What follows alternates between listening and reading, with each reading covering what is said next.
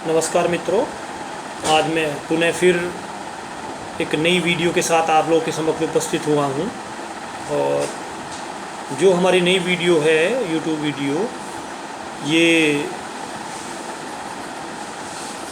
आपका जो इन ग्रुप और जो आउट ग्रुप है उसके ऊपर वीडियो है। और वैसे जो पिछली जितनी भी हम लोगों ने जो वीडियो बनाई हैं वो क्लासिफिकेशन ऑफ ग्रुप के ऊपर हर तरीके से एक वीडियो के अंदर मैंने एक ग्रुप को क्लैरिफाई किया है। और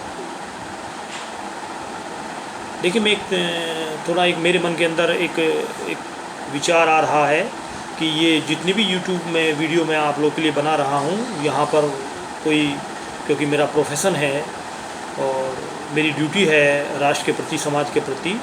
जो कोरोना जो वायरस है, कोरोना 19 वायरस, उस महामारी के अंतर्गत जो ऑनलाइन क्लासेस की बात चल रही थी, बच्चों की प्रॉपर पढ़ाई की बात चल रही थी, और उसमें कोई व्यवधान ना आए उनको, क्योंकि एक निश्चित समय पर जो हम ऑनलाइन क्लास भी हम लोगों ने की हैं, ऑनलाइन क्लासेस भी ली थी।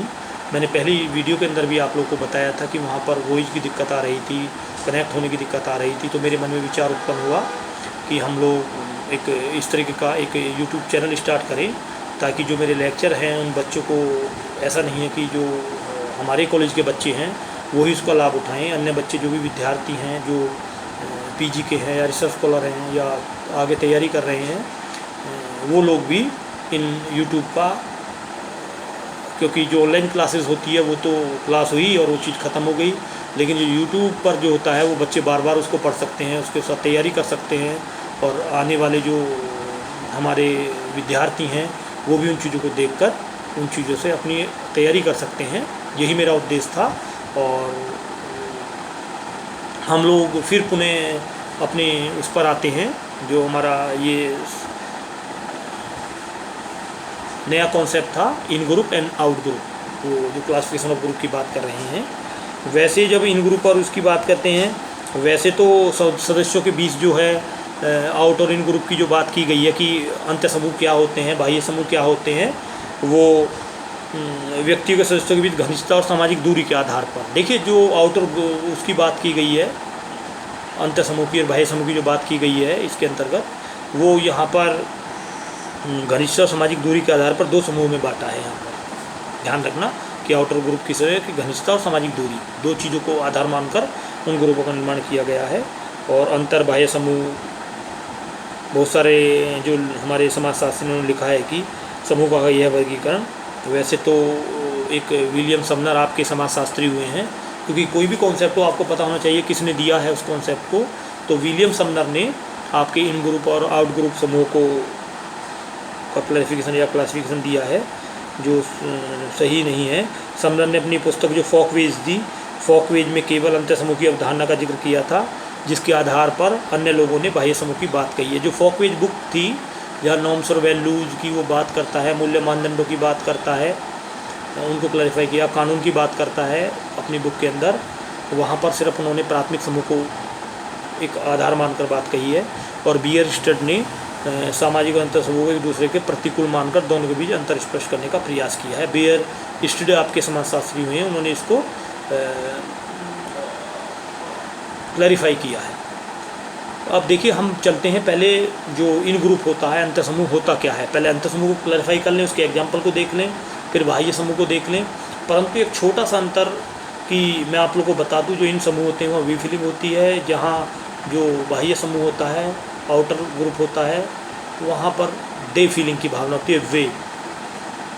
अब इसको थोड़ा क्लैरिफाई हम लोग करेंगे आगे कि अंत्य समूह वह समूह है जिसके हम सदस्य होते हैं। अंत्य समूह कौन सा समूह? जिसके हम सदस्य होते हैं और जिससे हमारा अपनापन होता है या अपनेपन की भावना होती है, जिसमें एक प्रकार की वी फीलिंग की भावना पाई जाती है। इसलिए इसे कुछ लोगों ने वी फीलिंग ग्रुप कहकर पुकारा। सदस्यों के सुख दुख को बांटने की इच्छा होती है और सभी परस्पर एक दूसरे से प्रेम और सहानुभूति रखते हैं। इन ग्रुप के अंदर वी फीलिंग की भावना पाई जाती है। अंत्य समूह एक प्रकार का अपनापन का भाव प्रदर्शित करता है, जिससे हम किसी सीमा के अंतर्गत नहीं रख सकते। इसका कारण यह है कि यह लगाव किसी को अपने परिवार से, अपनी समिति से, अपने समुदाय से या अपने पूरे राष्ट्र से हो सकता है। ऐसी परिस्थिति में ये सभी हमारे लिए अंतर समूह हो सकते हैं। अब इन ग्रुप के एग्जाम्पल भी उन्होंने दे दिए। वो कहते हैं परिवार हो सकता है, समिति हो सकती है, समुदाय हो सकता है, राष्ट्र हो सकता है, वे अंतर समूह हैं। और ये सारे अंतर समूह हो सकते हैं और सभी समूह के लोग अलग अलग मानते हैं।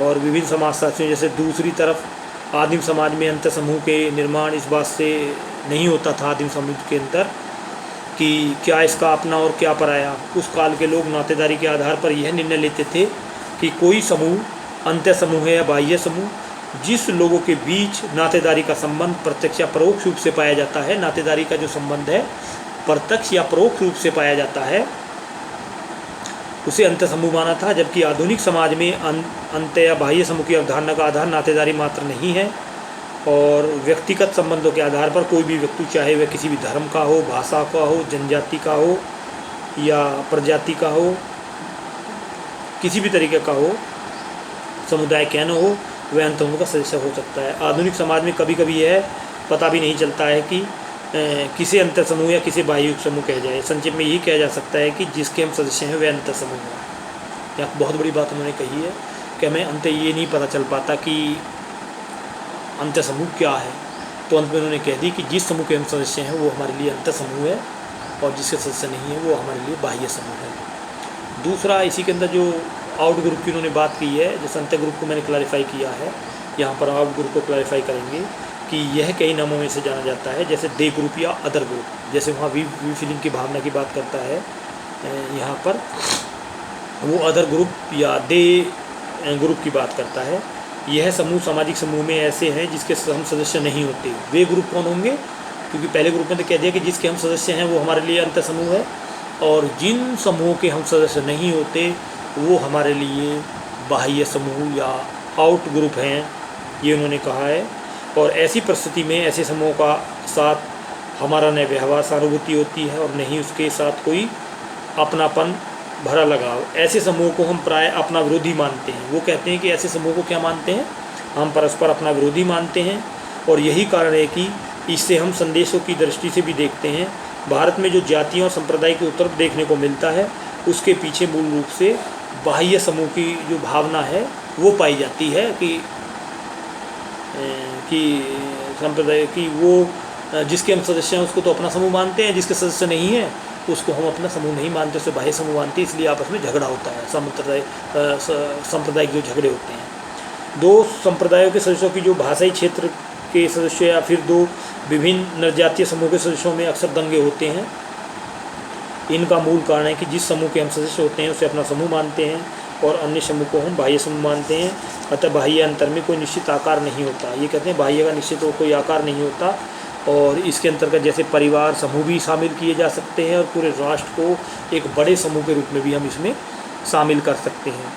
कभी कभी अंतर समूह से हमारा लगाव इतना गहरा हो जाता है कि हम बाह्य समूह को ही कई स्तरों पर संदेह की दृष्टि से देखने लगते हैं। वो कहते हैं कि अंतर समूह से इतना लगाव हमारा हो जाता है कि हम लोगों को अन्य जो ग्रुप हैं वो हमें दूसरे नज़र आने लगते हैं।